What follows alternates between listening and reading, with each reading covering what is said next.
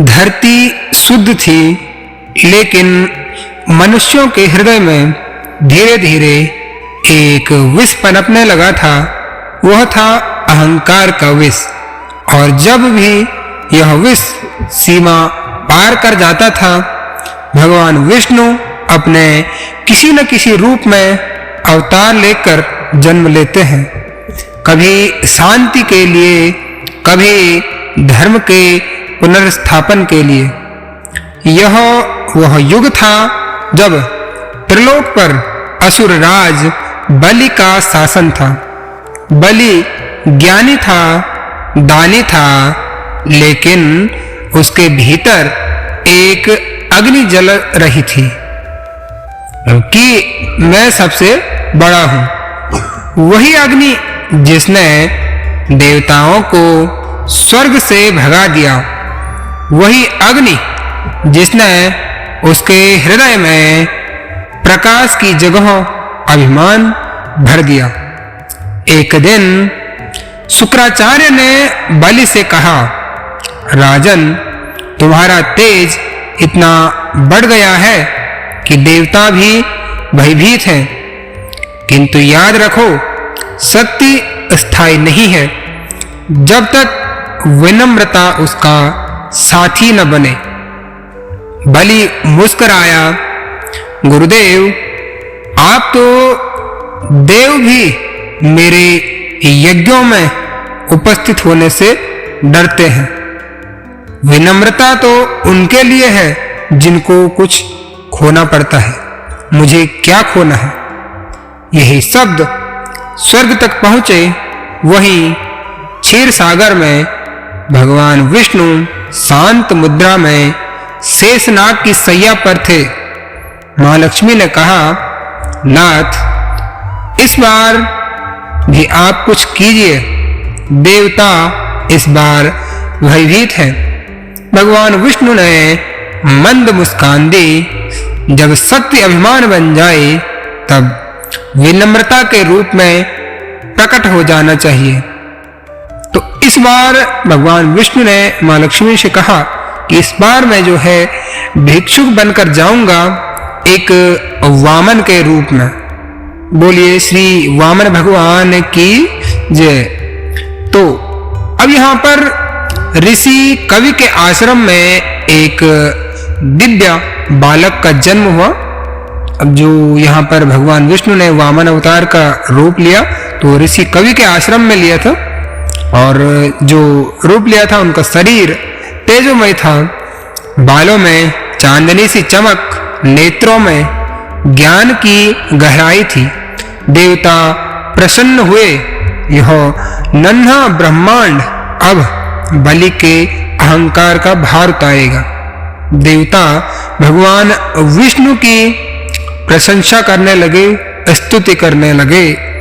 वामन ने अपना यज्ञोपवीत संस्कार पूर्ण किया, गुरुकुल से विद्या पाई। फिर एक दिन उन्होंने अपने गुरु से कहा, गुरुदेव, मैं अब अपना कर्तव्य पूर्ण करने जा रहा हूं। एक असुर राज है बलि, वह धर्म का पालन करता है, पर उसके हृदय में एक दीवार है जिसे मैं तोड़ूंगा। वह दीवार है अहंकार की दीवार। अब कथा आगे प्रारंभ होती है कि बलि जो है उस समय एक भव्य यज्ञ कर रहा था, तो जिसमें स्वर्ण के खंभे, सुगंधित पुष्प और असंख्य ब्राह्मण मंत्रों का उच्चारण कर रहे थे। तभी सबकी दृष्टि एक द्वार की ओर गई, जहां एक नन्हा बालक प्रवेश कर रहा था। कमर पर केसरिया वस्त्र, हाथ में कमंडल, मुख पर दीप्ति। राजा बलि ने विनम्रता से कहा, आओ बालक, बताओ क्या दान चाहिए? सोना, भूमि, गाय या फिर रत्न? भगवान विष्णु, जो कि वामन अवतार में थे, मुस्कुराकर बोले, दान तो चाहिए राजन, पर बहुत नहीं, बस 3 पग भूमि। पूरी सभा में भगवान वामन की इस बात से शांति छा गई। इस पर बलि भी हंसने लगा। 3 पग भूमि, बच्चा है, समझता नहीं, मैंने दान में साम्राज्य दिए हैं और तू बस 3 पग। अब यहां पर भगवान कहते हैं, हाँ राजन, शांत स्वर में बस 3 पग। अब यहां पर जो है शुक्राचार्य जो कि दैत्य गुरु हैं, उन्होंने बलि को चेतना दी, थोड़ा सा सचेत किया। राजन, यह बालक नहीं विष्णु है, यह तुम्हारा सब कुछ ले लेंगे, इनसे दान का वचन मत दो। लेकिन बलि मुस्कुराया, यदि यह स्वयं भगवान विष्णु है तो मेरे हाथों से दान पाले, इसमें मेरा सौभाग्य ही होगा। गुरुदेव, दान मेरा वचन है।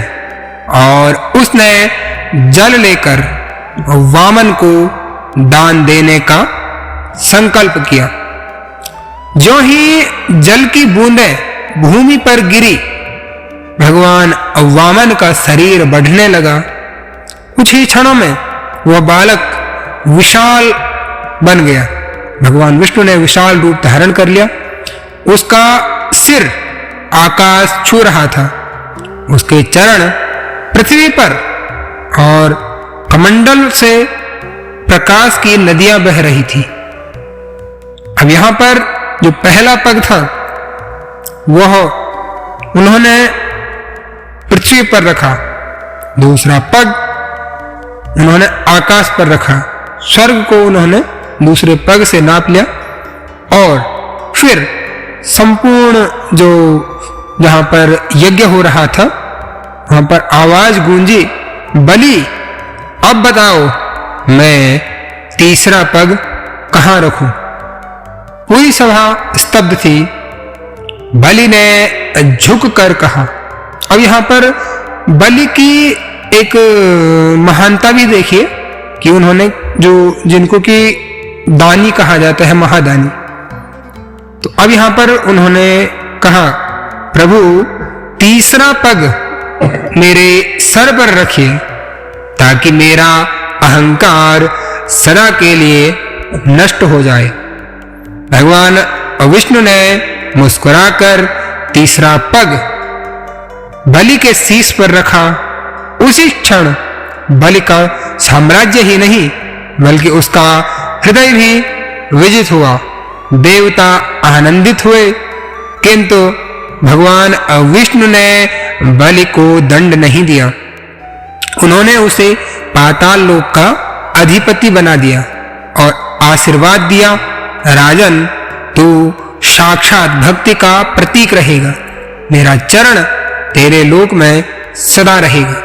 अब यहाँ पर एक चीज गौर करने वाली है कि भगवान विष्णु का जो उद्देश्य था वह केवल यह था कि बलि के अहंकार को समाप्त कर। जैसे ही बलि का अहंकार समाप्त हुआ तो भगवान ने यहाँ पर उसे पाताल लोक का अधिपति बना दिया। अब इस कथा का सार अगर हम समझें तो भगवान विष्णु ने विरोध से तो नहीं, अब यहाँ पर बलि का विरोध नहीं किया, भगवान विष्णु ने विनम्रता से संसार को परिवर्तन दिया। नन्हे रूप में उन्होंने दिखाया कि ब्रह्मांड की शक्ति आकार में नहीं भाव में होती है। बलि की वीरता विनम्रता से बड़ी नहीं थी और भगवान विष्णु का स्वरूप केवल देव नहीं एक सबक था कि कभी कभी ब्रह्मांड में छोटा बनकर शिक्षा देता है।